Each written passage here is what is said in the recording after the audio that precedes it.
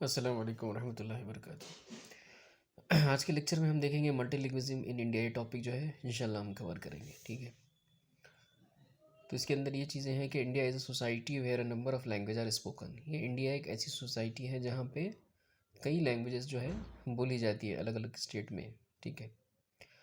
It is also one of the features of multilingualism that about 13 languages have been mentioned, approved and authenticated in the constitution of India alone, ठीक है। ये मल्टीलिंग्विज्म की बहुत बड़ी एक अलामत है इंडिया के अंदर के 13 लैंग्वेजेस जो है वो ऑफिशियली जो है उनका रिकॉर्ड है कॉन्स्टिट्यूशन ऑफ इंडिया के अंदर। This is the linguistic diversity of our country. ये जो है एक लिंग्विस्टिक डाइवर्सिटी है, यानी कई लैंग्वेजेस जो है हमारे इंडिया के अंदर बोली जाती है, ठीक है। यूनिटी इन डाइवर्सिटी बोला जाता है एक वर्ड, तो ऐसा कई लैंग्वेजेस जो है हमारे पास बोली जाती है। तो यहाँ पर उसने एक इंफॉर्मेशन दिया कि 3372 मदर टंग्स हैं यहाँ पे इंडिया के अंदर, जिसके अंदर 1576 जो है लिस्टेड है ऑफिशियली और 1796 जो अदर लैंग्वेजेस है, ठीक है। फिर 23 ऑफिशियल लैंग्वेजेस बताया, ठीक है। 87 जो है languages of print media. Print media किसको बोलेंगे? जो न्यूज़पेपर्स निकलते हैं उसको बोलते हैं प्रिंट मीडिया, यानी 87 लैंग्वेजेस में न्यूज़पेपर्स निकलते हैं हमारे पास। 104 फॉर रेडियो ब्रॉडकास्टिंग। जो रेडियो पे जो न्यूज़ नशर होती है तो उसके अंदर 104 ज़बानों के अंदर ब्रॉडकास्ट होती है, ऐसा बताया भाई। Minority linguistic groups 20% in the half of the district, ठीक है। Even the state have been formed on the basis of languages, यानी कुछ स्टेट्स जो है बनाए गए हैं हिंदुस्तान के अंदर ख़ास ज़बानों को देखते हुए। जैसे कि एग्जांपल बताया हुआ है इन महाराष्ट्र स्पीक मराठी लैंग्वेज, यानी मराठी लैंग्वेज ही बोली जाती है ज़्यादातर महाराष्ट्र के अंदर। जैसा उसके अलावा Hindi is spoken in Delhi, UP, MP, Bihar and Jammu and Kashmir. और हिंदी जो है वहाँ की ज़बान है, नेटिव लैंग्वेज है दिल्ली की, यूपी की, एमपी की, बिहार, उस हिसाब से जो है ये जम्मू एंड कश्मीर की जो है इंडिया अलग अलग स्टेट को क्या किया गया, बनाया गया 1947 के बाद। Punjabi is the official language of Punjab and Gujarati is the language of general use. ये पंजाबी ज़बान जो है ख़ास ज़बान है पंजाब की, पंजाब में ख़ास बोली जाती है, और गुजराती जो है गुजरात में बोली जाती है। This मल्टीलिंग्विज्म has also become the part of school curriculum. अब ये जो मुख्तलिफ़ ज़बानें जो बोली जाती है ये भी एक पार्ट है सिलेबस के अंदर, करिकुलम के अंदर बच्चों के, ठीक है। Overall our society is a strong example of multilingualism. यानी ओवरऑल हमारी सोसाइटी जो है एक एग्जाम्पल है कि हमारे पास कई ज़बानें बोली जाती है। In our society multiple languages are used. हमारे पास जो है कई लैंग्वेजेस बोलते हैं लोग, कोई उर्दू बोलता है, मराठी भी बोल लेता है, हिंदी भी बोल लेते हैं और इंग्लिश भी बोलते हैं बाज़ लोग। Spoken and written in day to day business and affairs, यानी बिजनेस की लैंग्वेजेस भी हमारे पास अलग अलग है, कई मराठी है, कई उर्दू, हिंदी है, कई इंग्लिश है, ठीक है।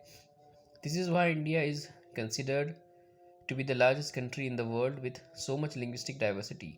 इसलिए एक ऐसी पहचान है इंडिया की दुनिया के अंदर कि एक लिंग्विस्टिक डाइवर्सिटी है हमारे पास, मुख्तलिफ़ ज़बानें बोली जाती है, इसलिए इंडिया की एक अलग इमेज है। अब एक यहाँ पर चार्ट दिया गया है, चार्ट में लिखा हुआ है कि why should kids learn another language, यानी भाई बच्चों को क्यों ज़रूरत पड़ती है दूसरी ज़बान सीखने की अदर देन मादरी ज़बान के। तो इसमें कुछ पॉइंट्स कवर किया उसने कि बेटर कम्युनिकेशन, यानी अगर आप एक से ज़्यादा ज़बानें जानते हैं बच्चे तो वो अच्छे से कम्युनिकेट कर पाएंगे, बात अच्छे से कर पाएंगे। कल्चरल अवेयरनेस, अगर आपको किसी की और की ज़बान मालूम है तो आप किसी के कल्चर से, किसी के रिलीजन से आप अवेयर रहेंगे, ठीक है। बेटर मैथ्स स्किल, फिर और एक पॉइंट बताया हुआ है कि आपकी जो मैथ्स की स्किल है वो भी इम्प्रूव होंगी, ठीक है। ईजियर ट्रैवल, ठीक है, अगर आप किसी अदर स्टेट में जा रहे हैं, पंजाब में जा रहे हैं, अगर आपको पंजाबी आती है तो आपको वहाँ पे आसानी होंगी जब आप वहाँ घूमेंगे, ट्रैवल करेंगे तो। बेटर मेमोरी, अगर आपको एक से ज़्यादा ज़बानें आती है तो आपकी जो मेमोरी है वो शार्प रहेंगी। फिर है इंटरनेशनल फ्रेंड्स, अगर आपको अरबी आती है, जापानीज़ आती है, फ्रेंच आती है, तो अगर कोई ज़रूरत पड़ती है बिजनेस अफेयर्स की, तो आप क्या कर सकते हैं, इंटरनेशनल फ्रेंड्स बना सकते हैं, उनसे आप बिजनेस डील्स कर सकते हैं। फिर क्या है, हाइटेंड लॉजिक, लॉजिक जो है वो इम्प्रूव होगा आपका। बेटर करियर प्रॉस्पेक्टस, अगर आपको इंग्लिश अच्छी आती है तो आप अमेरिका ब्रिटेन में जाके आप जॉब कर सकते हैं इंडियन रहने के बावजूद भी। ये सब उसकी क्या है, एडवांटेजेस है, ठीक है।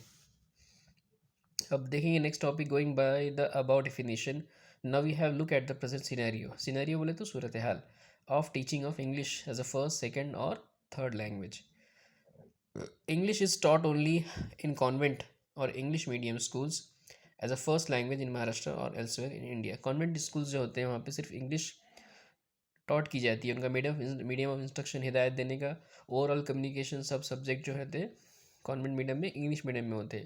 वहाँ पे हिंदी बिल्कुल नहीं बोली जाती, टोटल इंग्लिश बेस्ड स्कूल्स होते हैं।